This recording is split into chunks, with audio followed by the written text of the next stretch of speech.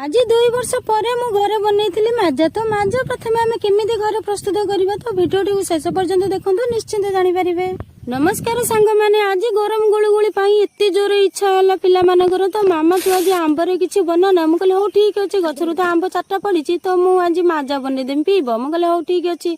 तो प्रथम मु आंब को भलसे धुआधुई करदेली आंबर सब चोपा छड़े रस बाहर करके 2 गुणा पानी देली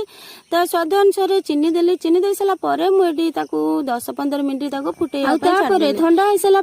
ग्राइंडिंग जार रे ग्राइंडिंग कर देती आ छंका साहाय्य छांकी देकी लेंबू रस चिपुड़ी माजा बोतल भरिकी फ्रिज रे घंटाटे पाई रख देती। एबे आमर रेडी हो गला ठंडा ठंडा माजा तो चलू आम माँ झील तो छात उपर पीवाई तो किंतु बहुत टेस्ट होता मार्केट रे मिलला भाया माजा भली तो आपण मैंने डेरी कहीं कर ट्राए करूँ आमी लगे मत कमेंट मध्यम कहतु। पुणी देखा आउ एक नुआ वीडियो सहित रही सांग मैंने जय जगन्नाथ।